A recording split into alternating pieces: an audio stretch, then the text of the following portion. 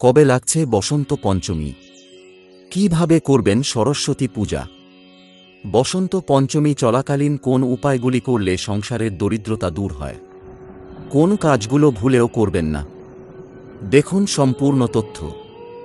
নমস্কার বন্ধুগণ, পঞ্চাঙ্গ অনুযায়ী মাঘ মাসের শুক্লপক্ষের পঞ্চমী তিথিতে বসন্ত পঞ্চমী পালিত হয়, যা মা সরস্বতীর জন্মদিবস হিসেবে পরিচিত। বসন্ত পঞ্চমীর উৎসব মা সরস্বতীকে উৎসর্গ করা হয় এবং এই দিনে তাঁকে যথাযথ বিধি অনুযায়ী পূজা করা হয়। বসন্ত পঞ্চমীকে শ্রী পঞ্চমী বা সরস্বতী পূজা নামেও ডাকা হয়।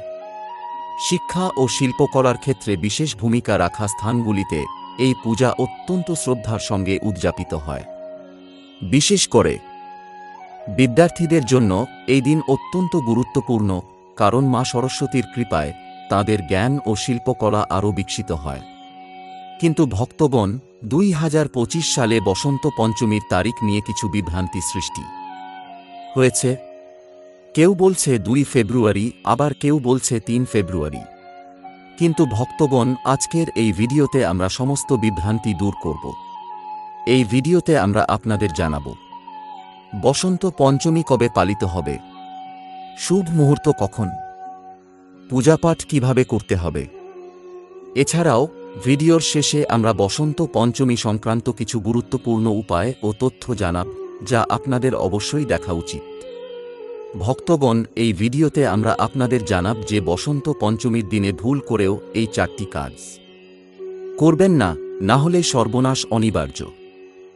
বিশেষত মাতৃশক্তি ও বোনেরা যদি এই 4টি ভুল করেন, তবে তাদের জীবন ধ্বংস হতে পারে, সংসারে দারিদ্র্য নেমে আসতে পারে এবং মা লক্ষ্মী এমন গৃহ ছেড়ে চিরতরে চলে যান।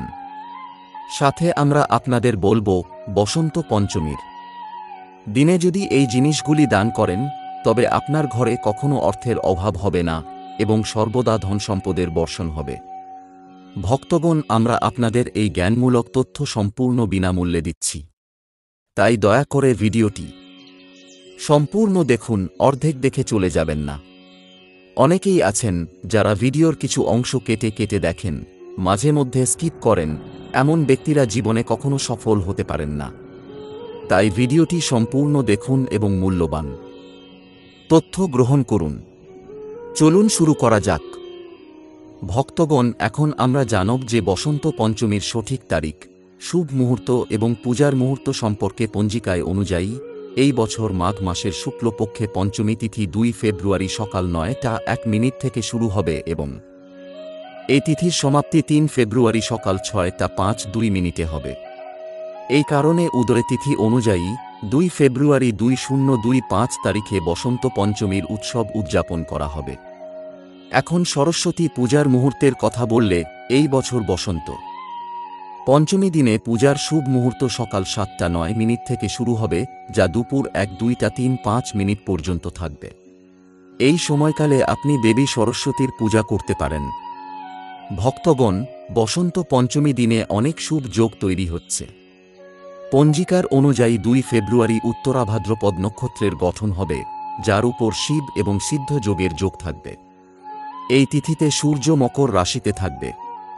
এই সময় চেনা অভিজিত মুহূর্ত দুপুর 1:02 থেকে 1:02:56 পর্যন্ত থাকবে। অপরদিকে অমৃতকাল রাত 8:02-4 থেকে 9:05-3 পর্যন্ত হবে। বন্ধুদের, ভিডিওটিতে পরবর্তী তথ্য জানানোর আগে, যদি আপনারা এখনও মন্তব্য বক্সে জয় মা সরস্বতী, জয় মা লক্ষ্মী অবশ্যই লিখুন। যখন আপনারা আমাদের মন্তব্য বক্সে জয় মা সরস্বতী, জয় মা লক্ষ্মী লেখেন, তখন আমাদের খুব ভালো লাগে এবং আপনারা আমাদের ভিডিওটি লাইক করেন, তাহলে আমাদের মনোবল বাড়ে, ফলে আমরা আরও ভালো তথ্য আপনাদের জন্য নিয়ে আসতে পারি। চলুন ভক্তগণ, এখন আমরা আপনাদের বলি যে বসন্ত পঞ্চমীর দিনে সরস্বতী পূজার জন্য কি উপকরণ লাগবে। বসন্ত পঞ্চমীর দিনে সরস্বতী পূজার উপকরণে আপনাকে মা সরস্বতীর ছবি, গণেশের মূর্তি, একটি চৌকি এবং পীত বস্ত্র যুক্ত করতে হবে। এর পাশাপাশি পীত রঙের শাড়ি, মালা, পীত রঙের গুলাল, রোহিত, একটি কলস, সুপারি, পানের পাতা, আগরবাতি আমের পাতা এবং গন্ধ এবং গরুর ঘি অন্তর্ভুক্ত করতে হবে। এছাড়া কাঠ, দীপক, হলুদ, তুলসী পাতা, রক্ষাসূত্র, ভোগের জন্য মালপূজা এবং ক্ষীর, বেসন লাড্ডু এবং চন্দন, অক্ষত, দুয়োরবা এবং গঙ্গাজল ইত্যাদির উপকরণগুলো বিশেষভাবে পূজার উপকরণে অন্তর্ভুক্ত করতে হবে। চলুন ভক্তগণ, এবার আমরা আপনাদের বসন্ত পঞ্চমীর সহজ পূজাবিধি জানিয়ে দেই। বসন্ত পঞ্চমীর দিনে পূজা করতে প্রথমে পূজার স্থানে একটি চৌকি রাখুন। চৌকিটি ভালোভাবে পরিষ্কার করুন এবং তারপর তার উপর একটি পরিষ্কার বস্ত্র বিছানুন। পীত রং এই দিনটির জন্য বিশেষভাবে শুভ মনে করা হয়, তাই এটি অবশ্যই রাখতে হবে। এখন তার উপর মা সরস্বতীর মূর্তি বা ছবি রাখুন। আপনি চাইলে মার উপাসনার জন্য ছবি লাগাতে পারেন। মা সরস্বতীকে পূজায় চড়ানোর জন্য সবচেয়ে আগে পীত রঙের কাপড় চড়ান, কারণ এই রং জ্ঞান এবং সৃজনশীলতার প্রতীক। এরপর দেবীকে তাজা ফুল, রোহিত, কেশর, হলুদ এবং চন্দন অর্পণ করুন। এই সমস্ত জিনিস শুভ এবং পবিত্র মনে করা হয়। পরে দেবীকে মিষ্টির ভোগ অর্পণ করুন, যেমন মোদক অথবা কিছু হালকা মিষ্টি পদ, যা বিশেষ করে এই দিনটির জন্য তৈরি করা হয়েছে। এবার পূজায় একটি প্রদীপ জ্বালান, যা পরিবেশকে শুদ্ধ এবং ইতিবাচক রাখবে। তারপর মা সরস্বতীর মন্ত্রের জপ করুন। আপনি ওম সরস্বতী নমঃ অথবা অন্য কোনো মন্ত্রের জপ করতে পারেন, যা আপনার হৃদয়কে শান্তি এবং আনন্দ দেয়। মন্ত্রের জপ থেকে আপনার বুদ্ধি এবং জ্ঞান বৃদ্ধি হয়। পরিশেষে পূজা শেষ হওয়ার পর মা সরস্বতীর আরতি করুন। আরতি করার সময় পুরো মন থেকে দেবীর মহিমা গাওয়ার এবং বিশ্বাসের সঙ্গে পূজা সম্পূর্ণ করুন। তারপর পূজার প্রসাদ সবার মধ্যে বিতরণ করুন, যাতে সবার জীবনে জ্ঞান এবং সুখের প্রাপ্তি ঘটে। ভক্তগণ, পরবর্তী তথ্য জানানোর আগে আমরা আপনাদের কাছে একটি অনুরোধ করব যে যদি আপনি এই চ্যানেলে নতুন হন তবে চ্যানেলটি সাবস্ক্রাইব করে ভিডিওটির একটি লাইক উপহার দিন।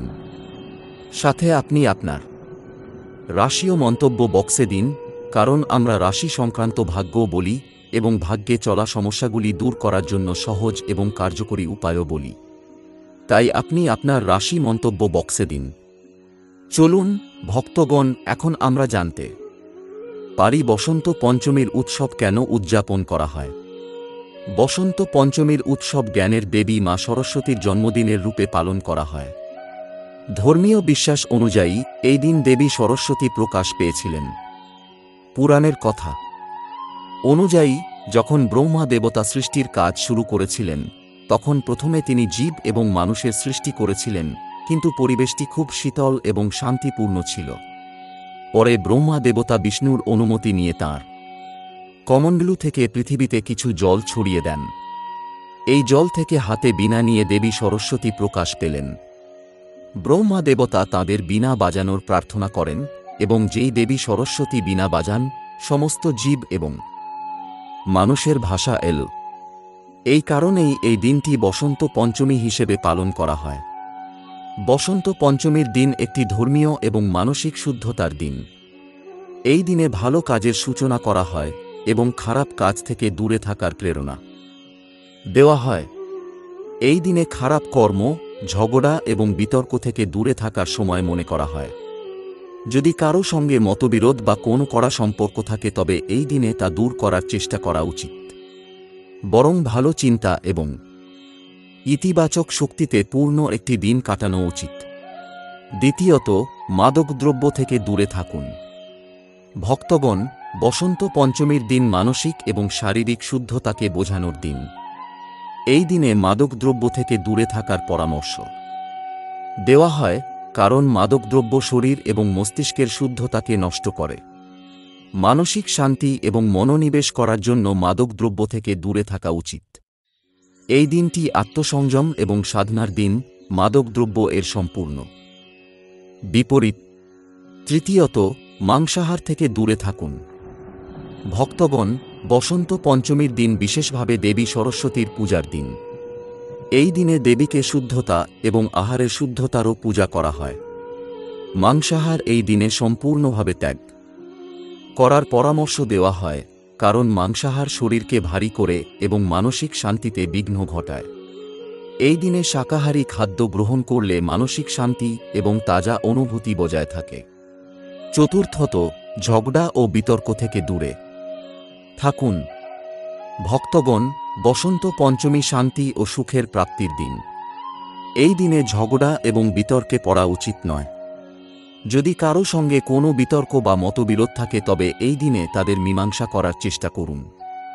এই দিনে মন এবং মস্তিষ্কে শান্তির প্রয়োজন, তাই এই দিনে লড়াই ঝগড়া থেকে দূরে থাকা উচিত। পঞ্চমত, খারাপ অভ্যাস থেকে দূরে থাকুন। ভক্তগণ, বসন্ত পঞ্চমীর দিনে খারাপ অভ্যাস ত্যাগ করা সবচেয়ে ভালো সময় মনে করা হয়। যারা কোন না কোনো খারাপ অভ্যাসের শিকার, যেমন অতিরিক্ত ঘুম, অলসতা অথবা অন্য কোন নেগেটিভিটি, তাদের এই দিনে এই অভ্যাসগুলি ত্যাগ করার সংকল্প নিতে হবে। বসন্ত পঞ্চমীর দিন নতুন সূচনা প্রতীক। ভক্তগণ, ষষ্ঠত, এই দিনে জুয়া খেলা বা কোন ধরনের নেশায় লিপ্ত হওয়া থেকে দূরে থাকুন। বসন্ত পঞ্চমীর দিনটি ধ্যান, সাধনা এবং পূজার দিন। এই দিনে ব্যয়বহুলভাবে সময় নষ্ট করার চেয়ে কোন ধরনের নেশায় লিপ্ত হওয়া থেকে দূরে থাকুন। এটি মানসিক শান্তি এবং ভারসাম্যে কমতি আনে, যা এই দিনের পূজার উদ্দেশ্যের বিপরীত। ভক্তগণ, সপ্তমত, ঘরে ময়লা রাখবেন না। বসন্ত পঞ্চমীর দিনে বাড়ির পরিষ্কার এবং শুদ্ধতার প্রতি বিশেষ মনোযোগ দিতে হবে। এই দিনে বাড়িতে ময়লা বা বিশৃঙ্খলা রাখা যাবে না। যদি বাড়িতে কোনো বিশৃঙ্খলা থাকে তবে তা অবিলম্বে সংশোধন করুন। বাড়ির পরিষ্কারের মাধ্যমে শুধু পরিবেশ শুদ্ধ হয় না, বরং মানসিক শান্তি এবং ভারসাম্য বজায় থাকে। ভক্তগণ, পরবর্তী তথ্য জানানোর আগে আমরা আপনাদের কাছে একটি অনুরোধ করব যে যদি আপনি এই চ্যানেলে নতুন হন তবে চ্যানেলটি সাবস্ক্রাইব করে ভিডিওটির একটি লাইক উপহার দিন। সাথে আপনি আপনার রাশি ও মন্তব্য বক্সে দিন, কারণ আমরা রাশি সংক্রান্ত ভাগ্য বলি এবং ভাগ্যে চলা অসুবিধাগুলি দূর করার জন্য সহজ নানান উপায়ও জানাই। তাই আপনার রাশি মন্তব্য বক্সে দিন। চলুন ভক্তগণ, এখন আমরা জানি বসন্ত পঞ্চমীর দিনে কি কি দান দেওয়া উচিত। যদি আপনি এসব জিনিস দান করে দেন তাহলে আপনার বাড়িতে কোন কিছুর অভাব হবে না। সবসময় ধন সম্পদ আপনার বাড়িতে প্রবাহিত হবে। প্রথমত, শিক্ষা সামগ্রী দানের গুরুত্ব। বসন্ত পঞ্চমীর দিন শিক্ষার ও জ্ঞানের দেবী মা সরস্বতীর পূজার দিন, তাই এই দিনে বিদ্যার দান করা অত্যন্ত ফলদায়ক মনে করা হয়। যারা শিক্ষাক্ষেত্রে কাজ করছেন তারা ছাত্রদের বই, নোটবুক, পেন্সিল ইত্যাদি দান করতে পারেন।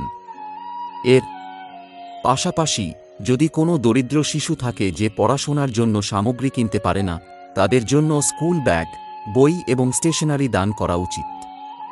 দ্বিতীয়ত, অন্নদান। বসন্ত পঞ্চমীর দিনে অন্নদানের গুরুত্ব অত্যধিক।